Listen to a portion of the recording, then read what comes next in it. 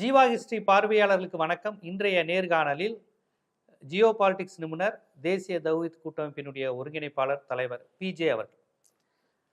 Saudi Arabia வரலாறுங்கிறது ரொம்ப இன்னைக்கு ஒரு சர்வதேச அரசியலும், அமெரிக்கா எதிர்ப்பு அரசியல் அல்லது அமெரிக்கா ஆதரவு அரசியல் அல்லது மத்திய கிழக்கு நாடுகளுடைய அரசியல், பாலஸ்தீன் அரசியல், எது பேசினாலும் சவுதி அரேபியாவோட ரோலுங்கிறது ரொம்ப முக்கியமானதாக இருக்குது. எண்ணெய் வள நாடு, இப்படி பல்வேறு காரணிகள் இருக்குது.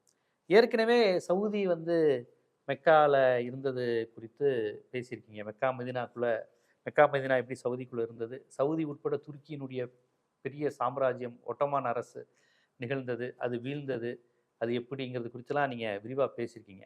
இப்போ சவுதி அப்படிங்கிற இந்த கான்செப்ட் எப்படி உருவாச்சு, அது எப்படி இருக்குது, அது அதனுடைய பரிணாம வளர்ச்சியில் அது எப்படி அடைஞ்சு வந்திருக்கு, இது குறித்து நீங்கள் சொல்லுங்கள். அப்போ இதில் அதனுடைய தொடர்ச்சி எப்படின்னு கேட்டால், இப்போ இவங்க தனி நாடாக உங்கள் தனிப்பகுதியாக துருக்கியன்கள் இருந்தாங்கல்ல, இருக்கும்போது எதிர்த்து கிளர்ச்சி பண்ணுறாங்க. துருக்கியன்கள் நான் இருக்க மாட்டோம் அப்படின்னு சொல்லிட்டு இந்த பகுதியில் உள்ளவங்க, இப்போ சவுதின்னு சொல்கிறோம்ல, சவுதின்னு சொன்னால் நஜ்து, ஹிஜாஸு இப்படின்னு சில மாகாணங்களை கொண்டது.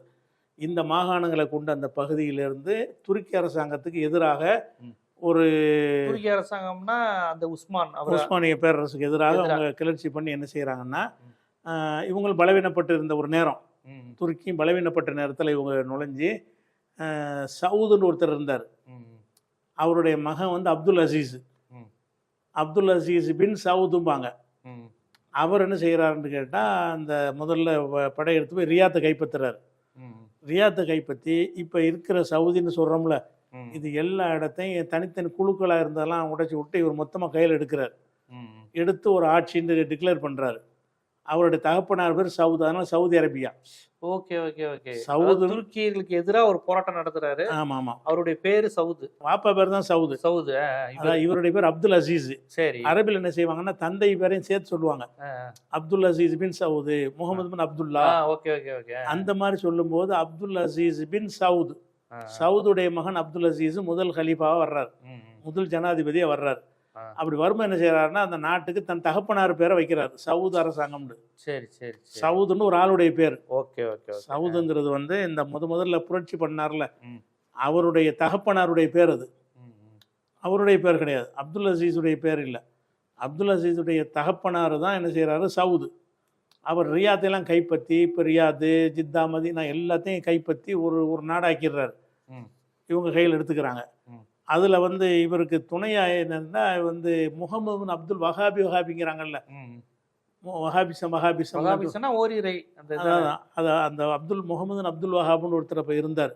அவர் உருவாக்குனது அது. அவர் இந்த ஷிர்க் இதெல்லாம் எதிர்த்து போராடிக்கிட்டு இருந்தார். ஓரிரை தௌஹீத். துருக்கியர்கள் மக்காவுல எல்லாம் ரொம்ப அநியாயம் பண்ணி வச்சிருந்தாங்க. துருக்கி ஆட்சியில் சிலை வழிபாடு மாதிரியா, சிலை தர்கா வழிபாடு மாதிரி நிறைய கெடுத்து, முஸ்லீம் தானே, இந்த சூபிசம் மாதிரி ஆளுக்கு அவங்க துருக்கி. Okay okay okay. அதை எதிர்த்து இவர் பிரச்சாரம் பண்ணிட்டு இருந்தார்ல, இவர் கூட்டு சேர்ந்து இவர் ஒரு தனியா இளைஞர் படை வச்சிருந்தாரு, முகமது அப்துல் வஹாப். அவங்க ரெண்டு பேரும் சேர்ந்து தான் புரட்சி பண்ணி இந்த நாட்டை கைப்பற்றுறாங்க. Okay okay. அப்போ ஒரு அக்ரிமெண்ட் போட்டுக்கிட்டாங்க, அதாவது ஆன்மீக விஷயத்துல நீ தலைவராக இருந்துக்க, ஆட்சிக்கு நான் தலைவராக இருந்துக்கிறேன் அப்படின்னு சொல்லி. வஹாபிங்கிறவர் ஆன்மீக விஷயத்துக்கு இன்னைக்கு வரைக்கும் அவருடைய பரம்பரை தான் அந்த ஆன்மீக குருவாக இருப்பாங்க. இப்போ வரையும் சவுதி அரேபியாவில் இப்பவும் வருவாங்க, வஹாபிங்கிறாங்கல்ல.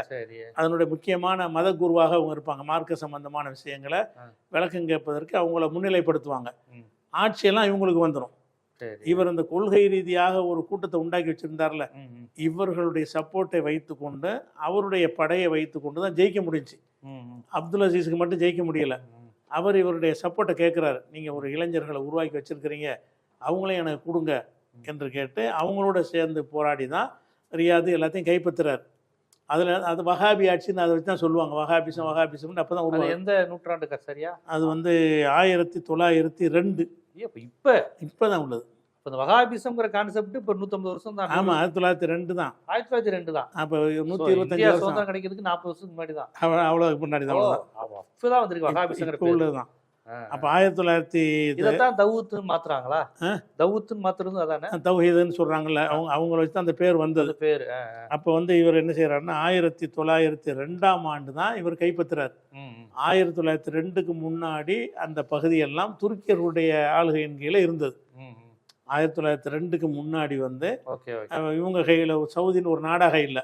அதுவும் வந்து தனித்தனி குழுக்களாக இருப்பாங்க. துருக்கி ஆள்றான்னு அவனும் வந்து ஆள மாட்டான். நீ இது வச்சு கப்பம் கொடுத்துரு. இந்த வெள்ளைக்காரன் வச்சிருந்தாங்க சிற்ற குறுநில மன்னர்கள், குறுநில மன்னர்களை வைத்து கொண்டு ஆட்சி பண்ணிட்டு இருந்தாங்க. இவங்க குறுநில மன்னர்லாம் உடைச்சு தள்ளிட்டு இவங்க ஒட்டுமொத்தமாக கைப்பற்றிக்கிட்டாங்க. கைப்பற்றினது எப்படின்னா 1902. அதுல இருந்து இன்னைக்கு வரைக்கும் அந்த பரம்பரை தான் ஆட்சியில் இருப்பாங்க. இந்த அப்துல் அசீஸுடைய மகன், பேரன், கொள்ளு பேரன், சின்ன மகன், பெரிய மகன் இருப்பாங்க. இப்போ சல்மான் இருக்காருல, முகமது சல்மான். சல்மானுடைய மகன் முகமதுங்கிற ஒரு பேர் இருக்கிறார். இவர் பட்டத்தை இளவரசர் இருக்கிறனால இவர் ராஜாவை ஆவலை. அவர் சல்மான் உயிரோடு இருக்கிறனால. அவர் இறந்துட்டாருன்னா இவர் மன்னர் ஆக்கிடுவார். அப்போ எல்லாம் மன்னர் அடிப்படையெல்லாம் அங்கே ஆட்சிகள் இருக்குமே தவிர ஜனநாயகம் கிடையாது, எலெக்ஷன்லாம் கிடையாது. அந்த குடும்பத்தார் தான் ஆட்சியில் தொடர்ச்சியாக இருப்பாங்க. அப்படிங்கிற ஒரு அடிப்படையில் அந்த ஆட்சியை கைப்பற்றுறாங்க. அந்த சவுதியை பொறுத்த வரைக்கும் அதில் உள்ள மக்கள் தொகை வந்து 3,22,00,000 மக்கள் இப்போ இருக்கிறாங்க. மொத்த மக்கள்கிட்ட சவுதி எடுத்துக்கிட்டிங்கன்னா 3,23,4 கோடி பேருன்னு வைங்களேன். 3,4 கோடி பேர் தான் மக்கள் தொகை இருக்கிறாங்க. சவுதியை பொறுத்த வரைக்கும் அந்த நாட்டில் வந்து இந்த பெட்ரோல் வளம் கிடைச்ச பிறகு பாலைவனமாக இருக்கும்போது கைப்பற்றுறாங்க. அப்போ பெட்ரோல் வளம் கிடைச்ச பிறகு என்ன ஆகுதுன்னா தாறுமாறாக வந்து உலக பொருளாதாரத்தை தீர்மானிக்கிற அளவுக்கு அவங்களுடைய நிலைமை வந்தவுடனே அந்த நாட்டில் வந்து எல்லாமே இலவசம் தான். உயர்கல்வி இலவசம், எந்த கல்வினாலும் சவுதியில் இலவசம். தனிநபர் வருமானம் எதுக்கும் வரி கிடையாது. வரி இல்லாத ஒரே நாடு. தனிநபர் நீங்கள் பல கோடிகள் சம்பாதிச்சாலும் வரி கிடையாது. சவுதி ஆட்களுக்கு, நம்ம போன ஆட்களுக்கெல்லாம் கிடையாது. எவ்வளோ சம்பாதிச்சாலும் வரி கிடையாது. எந்த சம்பாதிச்சாலும் வரி கிடையாது, வரியே கிடையாது. வரி தேவையில்லை. வந்து அதுக்கு மேலே பெட்ரோலில் கொட்டுது கவர்மெண்ட்டுக்கு. கவர்மெண்ட்டில் பணத்தை வேறு வாங்கி என்ன பண்ண போகிறான், என்ன செய்ய போகிறான், அது மாதிரி உள்ளது. அது மாதிரி வந்து இன்னொரு முக்கியமான விஷயம்னு கேட்டால் அதிகமாக மக்கள் தொகை பெருக்கம் இருக்கிறதுனால சரிபாதி மக்கள் 25 வயசு கீழே உள்ளவங்களா இருப்பாங்க. அது ஒரு நாட்டினுடைய வளத்துக்கு எடுத்துக்காட்டு. இப்போ ஜப்பான்லாம் எடுத்துக்கிட்டிங்கன்னா சரிபாதி மக்களுக்கு ஒரு 75% வயசானவங்களா இருப்பாங்க. 75% முதியோர்களாக இருப்பாங்க. என்ன புள்ள பெறக்கூடாதுட்டாங்களா, ஒரு புள்ளன்ட்டாங்களா. சைனாவெலாம் எடுத்துக்கிட்டிங்கன்னு சொன்னால் அங்கெல்லாம் கிழவர்கள் தான் இப்போ ஜாஸ்தியாக இருப்பாங்க. அதனால பிள்ளையை பெறுவதற்கு ஊக்குவிக்கிற வேலையை இப்போ ஆரம்பிக்கிறாங்க. இப்போ காலம் கடந்து செஞ்சுறாங்க. ஒன்றும் ஒர்க் அவுட் ஆகாது.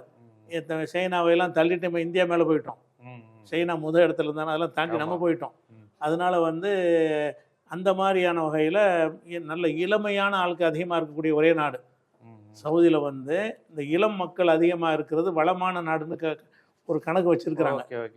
அந்த வகையில் 25 வயசுக்கு கீழே உள்ளவங்களை சரிபாதி இருக்கிறாங்க. பெரிய எல்லாமே ஆற்றல பயன்படக்கூடியவங்க, உழைக்கக்கூடியவங்களா இருப்பாங்க. அது இப்போ சவுதியுடைய விஷயம்.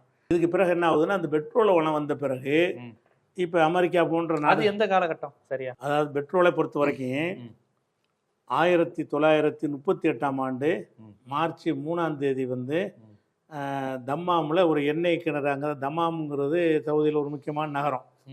ரியாத் தலைநகரமாக இருந்தாலும் ரியாத்துக்கு அடுத்து ஒரு பெரிய சிட்டி வந்து தம்மாம். அந்த தம்மாமில் வந்து எண்ணெய் கிணறு கண்டுபிடிக்கிறாங்க. 1940லேருந்து 50 வரைக்கும் அங்கங்கே அந்த பெட்ரோல் வளம் இருப்பது கண்டுபிடிக்கப்படுது. அப்போ தான் என்ன செய்கிறான்னா அமெரிக்காக்காரன் வந்து உள்ளே நுழைஞ்சி 1980 வரைக்கும் இவங்க தனியாக பெட்ரோல் எடுத்துக்கிட்டு இருக்கிறாங்க.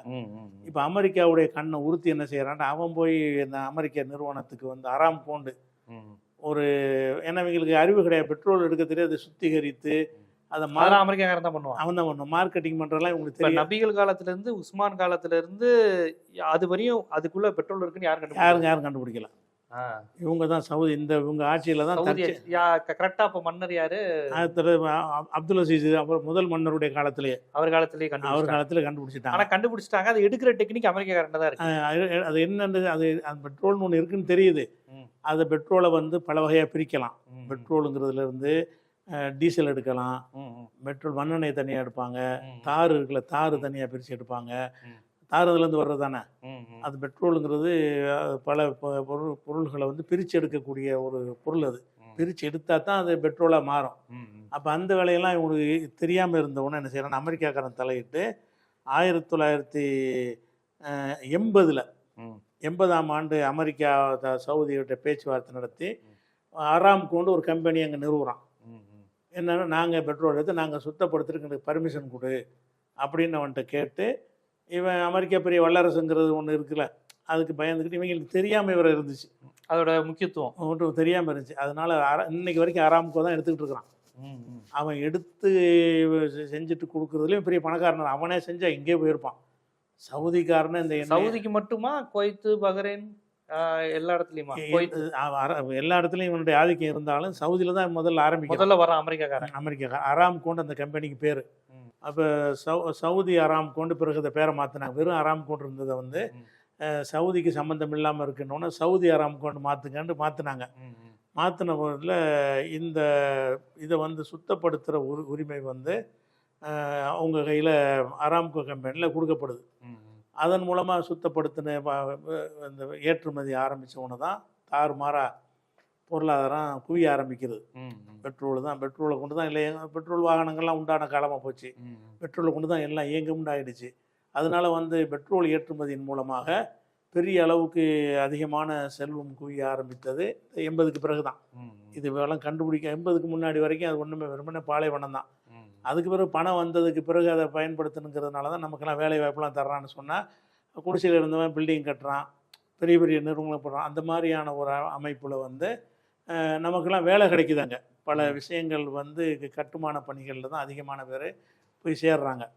அப்போ இது வந்து இப்போ அமெரிக்காவுடைய கையில் வந்துருச்சு. அமெரிக்கா என்ன செய்கிறான்னு கேட்டால், இந்த கட்டங்களில் தான் அந்த அரபு இஸ்ரேல் போர் இதுகள்லாம் நடக்குது. இஸ்ரேலுக்கு யுத்தம் நடந்துச்சுல, இஸ்ரேலுக்கும் எகிப்துக்கு யுத்தம், இஸ்ரேலுக்கும் ஜோர்டானுக்கு யுத்தம்லாம் நடந்துச்சுல, பல நாடுகள்லாம் சேர்ந்து இஸ்ரேலோட சண்டைக்கு போனாங்க. அந்த நேரத்தில் என்ன செய்கிறான்னு கேட்டால், சவுதியை வந்து அதுலேருந்து விலக்கி வச்சு, உனக்கு நான் பாதுகாப்பு தர்றேன், உனக்கு எதுவும் வராமல் நான் பார்த்துக்கிறேன்னு சொல்லி இவனுடைய இராணுவ தளங்கள்லாம் அவன் அமைக்கிறான். சவுதியில் போய் சவுதியே முஸ்லீம் நாட்டோட சண்டை போடுது. எதுக்கு? இவனுக்கு பயந்துக்கிட்டு தான். முஸ்லீம் நாட்டு சண்டை இல்லை, இஸ்ரேலுக்காரன் வந்து சண்டை போகிறான்ல. இஸ்ரேல் வந்து எல்லா அரபு நாடுகளையும் சேர்த்து ஒரு யுத்தம் நடந்துச்சு. அதில் வந்து இஸ்ரேல் தான் ஜெயிச்சான். எல்லா அரபு நாடும் சேர்ந்து ஜெயிக்க முடியல. ஏன்னாட்டா அவங்கள்ட்ட இந்த இப்போ இருக்கிற ஒரு ஹிஸ்புல்லா மாதிரி ஒரு ஹவுதிகள் ஹமாஸ் மாதிரிலாம் இருக்கலை. அதனால அடிபட்டாங்க, நிறைய இடத்தெல்லாம் இழந்துட்டாங்கன்னு வைங்களேன். பல பகுதிகளை கைப்பற்றிக்கிட்டான். சிரியாவில் ஒரு பகுதியை கைப்பற்றிட்டான், எகிப்தில் ஒரு பகுதியை கைப்பற்றிக்கிட்டான், இன்னைக்கு வரைக்கும் கையில் வச்சுக்கிட்டு இருக்கிறான். அப்போ அந்த மாதிரி இருந்தவனை தான் இப்போ இஸ்ரேல்னால் நம்ம வரைக்கும் பாதிப்பு வருமேன்ற ஒரு அச்சத்தை உண்டாக்கி அங்கே என்ன செய்கிறான்னா, சவுதி நட்பு நாடாக மாதிரி சவுதியில் கை வைக்கக்கூடாது, சவுதி எங்கள் பாதுகாப்பில் உள்ள நாடு அப்படின்னு ஒரு அச்சுறுத்தலை பண்ணி இஸ்ரேல் வந்து சவுதியில் கை வைக்க மாட்டான். யாரோட சண்டைக்கு போனாலும் இஸ்ரேல் வந்து அமெரிக்காவுடைய பாதுகாப்பில் உள்ள நாடு அப்படின்ற உண்டாக்கி என்ன செய்கிறான்னு கேட்டால், அமெரிக்காவுடைய தோழமை நாடாக ஆகிக்கொண்டு பெட்ரோல் வளத்தையும் எடுத்துக்கொள்கிறான். ரெண்டாவது அந்த பாதுகாப்புங்கிற பேரில் அதுக்கு பெரிய அளவு கப்பம் கட்டிகிட்டு இருக்கிறாங்க இன்றைக்கி வரைக்கும். உன்னை பாதுகாக்கிறதுக்கு இராணுவ தளத்தையுமே அமைச்சு வச்சுக்கிறான் இவனுடைய நன்மைக்கு. ஆனால் அவனை பாதுகாக்குங்கிற பேரில் வந்து அதுக்குரிய ஊதியம், போக்குவரத்து சவுதியிலிருந்து பணம் வாங்கிக்கிறான். ஆமாம், சவுதி தான் கொடுக்குறாங்க. சவுதி அவனுடைய பாதுகாப்பு தானே வச்சுருக்கிற சொல்கிறாங்க. இப்படி அந்த மாதிரியான ஒரு அடிப்படையில் போன பிறகு தான் இப்போ சவுதி வந்து இவங்களுக்கு அடிமை மாதிரி ஒரு நிலைமைக்கு மாறிட்டாங்க. அமெரிக்காவை எதிர்த்து ஒன்றும் செய்ய முடியாது. அப்போ தான் அந்த பெட்ரோலு அந்த ஒப்பந்தமெல்லாம் போடுறாங்க. என்ன ஒப்பந்தம்னா, டாலரில் தான் நீ விற்கணும். இப்போ அமெரிக்காக்காரனோட அக்ரிமெண்ட் என்னன்னு கேட்டால், நான் சுத்தப்படுத்தி விற்கும் பொழுது எந்த நாட்டுக்கு விற்றாலும் அந்த நாட்டு ரூபா வாங்கக்கூடாது, நீ டாலர் தான். இப்போ டாலர்னோன்னு அவன் என்ன செய்வான்டா, அவன் டாலரை வாங்குவான். அப்போ அமெரிக்காக்காரனுக்கு அதிக மணி மதிப்பு, டாலர் போட்டு அடித்து தள்ளிட்டு இருக்கணும். அவன் மட்டும் ரூபா நோட்டு அடிக்க வேண்டியதுனா டாலர் அடித்து டாலர்கள்லேயே எல்லா வியாபாரம் நடக்கிற அளவுக்கு ஆக்கிவிட்டான். அந்த ஒப்பந்தம் வந்து 3 மாதத்துக்கு முன்னாடி தான் அந்த டேட்டு முடியுது. காலாவதியாச்சு, புதுப்பிக்கலை. இப்போ டாலரில் அவங்க பண்ணுறது கிடையாது சவுதியில், அந்த ஒப்பந்தம் முடிஞ்சதுனால. அப்போ அந்த மாதிரியெல்லாம் வச்சு டாலரில் வியாபாரம் பண்ணி பல கோடிகள் அமெரிக்காவும் சம்பாதிச்சான், சவுதிக்கும் பண்ணாங்க. அப்போ இவங்களுக்கு அந்த உலக ஆசை ரொம்ப அதிகமாக போய் சவுதியிலே மன்னர்களுக்கு அந்த சொகுசா வாழணும், ரொம்ப ஆடு மேய்ச்சிக்கிட்டு ஒட்டகம் மேய்ச்சிக்கிட்டு இருந்தவங்க. அந்த காலத்தில் இவருடைய அப்துல் அசீஸ் எல்லாம் ஒட்டகம் மேய்த்து கொண்டிருந்த பழங்குடி இனத்தை சேர்ந்தவர் தான். சவுதுன்னு சொல்கிறோம்ல, பழங்குடி மக்கள்னா என்னன்னு கேட்டால் ஒட்டகத்தை மேய்ச்சிக்கிட்டு காட்டில் மேட்டில் வசிக்கிறவங்க, வீடு வாசலில் வசித்தவங்க கிடையாது. பழங்குடியினர் நம்ம சொல்ல மாட்டாங்க, ட்ரைபல் பீப்புள். அந்த மாதிரியான பீப்புள் தான் இவங்க. இப்போ அவங்க தான் ராஜாவாக இருக்காங்க. அவங்க தான் ராஜாவாக இருக்கிறாங்க. அப்போ அந்த மாதிரி இருக்கிறதுனால அவங்க இந்த சொகுசை பார்த்த உடனே உலகம் வந்து அவங்க கண்ணை மயக்குது. உலகத்துக்கு தகுந்த மாதிரி ஒத்துக்கிட்டு போகணுன்னு சொல்லி அந்த இஸ்லாமிய முகமது அப்துல் வஹாபோட போட்ட அக்ரிமெண்ட் எல்லாம் மீறுறாங்க. வஹாபு, ஆமாம், இஸ்லாமிய இதை வந்து நிறைய மதுபானத்தை அனுமதிக்கக்கூடாது, இஸ்லாமிய பணம் வராதுல பார வச்சாதான் வெளிநாட்டுக்காரன் வருவான்ல. இஸ்லாமிய சட்டம், குற்றவியல் சட்டங்கள்லாம் இஸ்லாமிய சட்டம் தான் அமுல்படுத்தணும்னு அவர் அக்ரிமெண்ட் போட்டிருந்தார். வஹாபி அவர் இப்போ எங்கே இருக்கா செய்கிறாரு, இவங்களுக்கு என்ன இருக்கா, அவர் போய் சென்றார். அதெல்லாம் மீறி என்ன செய்கிறாங்கன்னு கேட்டால், இப்போ மதுபானத்தை அனுமதிக்கிறாங்க.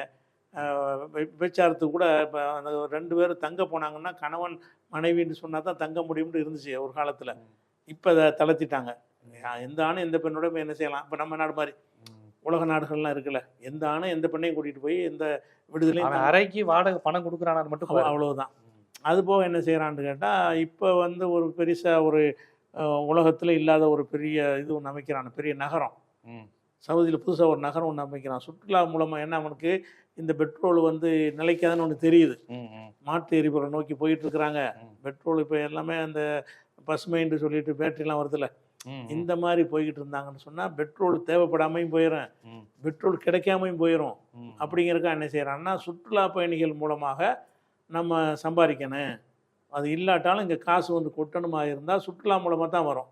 அதனால் சுற்றுலாத்துறையை மேம்படுத்தணுங்கிற பேரில் உலகத்திலேயே இல்லாத இருக்கிற நகரங்களில் பெரிய நகரத்தை உண்டாக்குறான். ஒரே நேர்கோட்டில் உள்ள நகரம் அந்த சவுதியில் உள்ள நகரம் இப்போ ஒன்று உண்டாக்கிட்டு இருக்கிறாங்க. அது எப்படின்னா ஒரே நேர்கோடாக தான் இருக்கும், வளைவுலாம் இருக்காது, ஒரு ரோடு மாதிரி. சவுதியை எப்படி தான் இருக்கு நீங்கள் பார்த்தீங்கன்னா, சவுதி நாடு எடுத்துக்கிட்டிங்கன்னா இங்கிலீஷ் டீ இருக்குல்ல, டீ மாதிரி தான் அந்த நாடு இருக்கும். மீதி எல்லாமே குடியிருப்பு இருக்க மாட்டாங்க. ஒரு நேர்கோடு, ஒரு குறுக்கு கோடு, இதுக்குள்ளே தான் மக்கள்லாம் இருப்பாங்க. பாக்கி எல்லா பகுதியும் இப்போ வரைக்கும் என்ன இருக்குன்னா காலியாக தான் இருக்கும். அந்த ஊர்கள் வீடுகள் எது இருந்தாலும் இப்படி ஒரு கோடு, இப்படி ஒரு கோடு. மீதி உள்ள 95% வந்து பயன்பாடு கிடையாது. புழுதி புயல் அடிக்குங்கிற ஒரு காரணத்தினால அதெல்லாம் வந்து சும்மா பேருக்கு அதை வச்சுக்கிட்டு இருக்கானே தவிர வசிப்பிடம்லாம் இங்கே தான் இருக்குது. இந்த இடத்துல நீளமாக என்ன செய்கிறான்னு கேட்டால், பெரிய ஒரு நகரத்தை வந்து அனைத்து உலகத்தில் இல்லாத வசதிகளோட ஒரு பெரிய நகரத்தை உண்டாக்குறான். அதில் வந்து உண்டாக்கி உலக நாடுகள்லாம் அந்த இதெல்லாம் விற்கிறான், ஃப்ளாட்லாம் விற்கிறது. அந்த வேலையை ஆரம்பிச்சிருக்கான்னு வைங்களேன். தூரம் கூட பொருளாதார கணக்கு கூட என்ன செய்கிறாங்கன்னா, சீட்டாட்ட கிளப்பு இதெல்லாம் ஆரம்பிச்சிட்டாங்க, எல்லாமே ஆரம்பிச்சிட்டாங்க. மெக்கா நகரம் அமைந்த பகுதி முழுக்க முதலாளித்துவ கட்டுப்பாட்டுக்கு போயிடுச்சு. மக்காவில் மட்டும் செய்யலை அதை. அந்த மக்காங்கிற நகரத்தை மட்டும் தனியாக பிரித்து விட்டுட்டு பாக்கி சவுதி முழுசும் எல்லாத்தையும் நினைச்சிட்டான். சவுதிங்கிறது மற்ற முஸ்லீம் நாடுகள் கூட ரொம்ப மோசமான முதலாளித்துவ கைக்குள்ள இருக்கு. ஆமாம், கார்ப்பரேட் கல்ச்சர், அந்த அவங்க அமெரிக்காவுடைய கலாச்சாரம் தான் எல்லாமே அமெரிக்காவுடைய அடிமை தான். இப்போ அவங்க இஸ்ரேல் தாக்கிடக்கூடாதுங்கிறதுக்காண்டி தான் அமெரிக்காவுக்கு பணிஞ்சாங்கிறீங்க. இப்போ பாலஸ்தீனத்துக்கு முழுமையாக அமெரிக்கா எதிராக இருக்கும்போது அமெரிக்காவின் குரலாக தானே சவுதி இருக்கு, பாலஸ்தீனத்துக்கு ஆதரவாக இருக்காது. இருக்கவே மாட்டாங்க. அமெரிக்கா சொல்கிறது தான் கேட்பாங்களே தவிர பாலஸ்தீனத்துக்கு ஆதரவாக இருக்க மாட்டாங்க. அவன் மிரட்டி வச்சு இப்போ தான் கொஞ்சம் தெளிஞ்சிருக்கிறாங்க. இப்போ எல்லா அரபு நாடும் ஒன்று சேர்ந்துருக்கிறாங்க. இப்போ ட்ரம்புடைய அறிவிப்பு இருக்குல்ல, அந்த பாலஸ்தீனர்களை பூராத்தையுமே பாலஸ்தீனத்துக்கு முஸ்லீம் நாடுகளுக்கு ஓடுங்க, ஜோர்டானுக்கு ஓடுங்க, அங்கே ஓடுங்க, எகிப்துக்கு ஓடுங்கன்னு சொன்னாங்கல்ல. அது எப்படா நீ வந்து முழுவதும் செஞ்சு விட்டு சொந்த நாட்டு மக்களை விரட்டி அடிச்சுட்டு அதை அப்படி கைப்பற்றி இஸ்ரேலுக்கு கொடுக்க பார்க்குறான். அந்த உள்ள மக்களை பூரா வெளியேற்றிட்டா இஸ்ரேல், அதுவும் இஸ்ரேல் ஆயிரும். அதுக்காக தான் அவன் திட்டம் போடுறான். அதில் எல்லா நாடுகளும் அமெரிக்கான ஒரு நாடு செவ்விந்தியர்களை விரட்டிட்டு அதே மாதிரி ஆனால் எல்லா அரபு நாடுகளும் அந்த சவுதி உள்பட சேர்ந்து எதிர்த்துட்டாங்க. உடன்பட மாட்டோம். சவுதியை எதிர்த்துருச்சா? ஆமாம், சவுதி எல்லாம் இந்த விஷயத்துல எல்லாரும் சேர்ந்துக்குவாங்க. எப்போதுமே பலவீனமாக எதிரியாக இருந்தாலும் எல்லாரும் சேரும்போது நம்மளை தாக்க மாட்டான். சவுதி மட்டும் எதிர்த்தான்னு வைங்களேன், சவுதி போய் கண்டிப்பான். அதுக்கு எல்லா அரபு நாடுக்கும் நான் ஒன்றும் செய்ய முடியாதுப்பான்னு சொல்லிடுவான். எல்லாரும் சேர்ந்து ஒரு முடிவு எடுக்கிறாங்க, நான் தனியாக எடுக்க முடியுமா அப்படின்னு சொல்லி அவன்கிட்ட ஒரு வேற முகத்தை காட்டிக்கிடுவான். அதனால இப்போ சவுதியும் எடுத்துட்டான். சவுதி, எகிப்தும் அமெரிக்காவுடைய கைக்கூலி தான். அவனு ஜோர்டான் அதை விட அடிமை. ஈரானும் அப்படித்தானே. ஈராக்கு அவனுடைய பொம்மை அரசாங்கம் தான் வச்சிருக்கிறான். பயன்படுத்திக்குவான், அது மாதிரி பயன்படுத்திக்கிறான். அது மாதிரி இருக்கிறதுனால இப்போ என்னன்னா, ஈராக்லேருந்து, ஜோர்டான்ல இருந்து, எகிப்துலேருந்து எல்லாருமே சேர்ந்து அதை வெளியேற்றுற ஒத்துக்கிறவே மாட்டோம். அவங்க காசு அவ்வளவுதான் இருப்பாங்க. இந்த விஷயத்துல ஒண்ணு சேர்ந்துருக்காங்க. எல்லாமே துபாய் எல்லாம் அடங்கிட்டாரு. கத்தார் மட்டும் எப்போ அமெரிக்காவை எதிர்க்கும்ல, கொஞ்சம் கத்தார் மட்டும் அமெரிக்காவை எதிர்க்குங்கிறீங்களோ, அது மட்டும் கொஞ்சம் அப்போ இல்லை. என்னன்னு கேட்டா, கத்தாருங்கிற ஒரு நாட்டை அமெரிக்காக்காரன் என்ன செய்யறான்னு கேட்டா, ஒரு மீடியேட்டரா வச்சுக்கிட்டு இருக்கிறான். அதாவது அந்த இடத்துல ஏதாவது ஒரு பிரச்சனை வந்தா பேசி தீர்ப்பதற்கு அவங்களும் நம்புற மாதிரி ஒரு ஆள் வேணும். இப்போ தாலிபான் விஷயத்தை யார் பேசி முடிச்சா? கத்தார் தானே. தாலிபான்ங்கிறத வந்து இது ஆப்கானிஸ்தானை பிடிச்சிட்டான். பிடிச்ச பிறகு அதை அவனுக்கு நிர்வாகம் பண்ண முடியலை. இழப்புக்கு மேலே இழப்பாகுது. ஒரு நாட்டை நிர்வாகம் பண்ணுறத பணத்தை கொண்டே கொட்ட வேண்டி இருக்கிறது. நம்பி ஒன்றும் செய்ய முடியலை, இவன் அவனுடைய சோல்ஜர்லாம் வந்து தளர்ந்து போகிறாங்க, வெளியே எங்கிட்ட ரோட்டில் போனால் அடிக்கிறானுவோ, அந்த மாதிரி வந்து ஒன்று எப்படா விட்டுட்டு போகிறோன்னு விட்டுட்டு ஓடுனா கேவலமாக போயிடும். அந்த தாலிபானை அந்த ஆப்கானிஸ்தானை விட்டு அமெரிக்கா ஓடுனாங்கன்னு வைங்களேன், அது தோல்வி மாதிரியும் ஒரு இழிவு மாதிரியும் வந்துருங்கிறதுக்காக வேண்டி கௌரவமாக வெளியேறுவதற்கு அவன்கிட்ட பேச்சுவார்த்தை நடத்துகிறான். யார்கிட்ட? தாலிபான்கிட்ட நடத்துறதுக்கு இவனுக்கு முடியாது, கத்தாரை பிடிக்கிறான். கத்தார் என்ன செய்கிறான்னு கேட்டால் தாலிபானோடய தொடர்பு வச்சுருப்பான், அமெரிக்காவோட வச்சுருப்பான், ஹமாஸோடய வச்சுருப்பான், அமெரிக்காவோட வச்சுருப்பான், எகிப்தோடய வச்சுருப்பான், ஹிஸ்புல்லா வச்சுருப்பான். எல்லாரோடையும் அந்த கத்தாரை வந்து அமெரிக்கா கருவியை பயன்படுத்தினான். மோடிக்கு நம்ம பிடிச்ச நாடுல, மோடிக்கு பிடிச்ச நாடு. எல்லாரும் எந்த பிரச்சனைனாலும் கத்தார் வந்து தலையிடுவாங்க. தலையிடுறதுக்கு முக்கிய காரணம் என்னென்னா, கத்தாரை வந்து அப்படி அமெரிக்கா பயன்படுத்துது. அமெரிக்காவுடைய ஆதரவு நாடு தான் அது. அமெரிக்கா என்ன செய்கிறான்னு கேட்டால், நாளைக்கு பேச்சுவார்த்தை நடத்துறதுக்கு ஒரு ஆளாச்சும் எங்களுக்கு வேணும், எல்லாரும் ஒரு பக்கம் நின்றீங்கன்னா யாரை வச்சு நான் பேச்சுவார்த்தை நடத்துறது அப்படிங்கிறதுக்காக வேண்டி கத்தாரை மட்டும் என்ன செய்வான்னு கேட்டால், அவன் எந்த நாடுகளோட தொடர்பு வச்சாலும் அமெரிக்கா எச்சரிக்க மாட்டான்.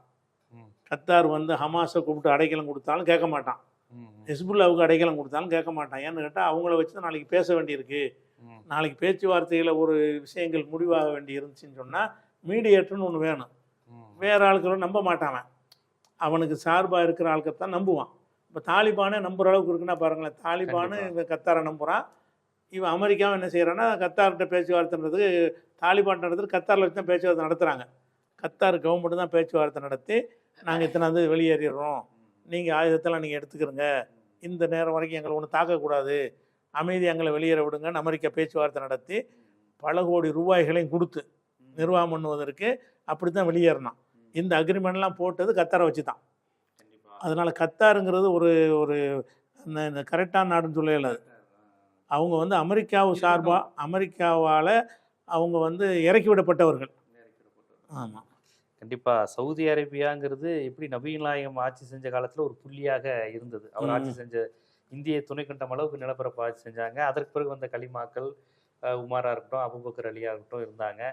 துருக்கியர்கள் ஆட்சி எப்படி வந்தது, எவ்வளோ பெரிய ஆட்சி, ஐரோப்பாவிலே எவ்வளோ பெரிய ஆட்சி துருக்கியர்கள் இருந்தாங்க, அதுக்கு பிறகு எப்படி வீழ்ந்தது, அப்புறம் ஆட்சியும் வகாபிசமும் எப்படி கலந்தது, இந்த நிலையில் சவுதி அரேபியா எப்படி உருவாச்சு, அதில் உள்ள எண்ணெய் வளம், அதை இறக்க வந்த அமெரிக்கா, கடைசியில் ஒரு முஸ்லீம் நாடு, எப்படி இப்போ மக்கா மதீனா இருக்கிற ஒரு நாடு எப்படி அமெரிக்காவினுடைய அடிமையாக கைப்பாவையாக மாறிய ஜியோ பாலிட்டிக்ஸில் அந்த நடந்த அவலம் எப்படி நடந்தது என்பது குறித்து சவுதி அரேபியாவினுடைய ஒரு 5000-6000 ஆண்டு கால வரலாறை, துருக்கியர் வரலாறு, ஒட்டமான் பேரரசு, இப்போ உள்ள எண்ணெய் வள நாடுன்னு அதனுடைய பல்வேறு பரிணாமங்களை ரொம்ப விரிவாகவே நம்ம ஜீவா ஹிஸ்ட்ரி பார்வையாளருக்கு எடுத்து வச்சிருக்கீங்க.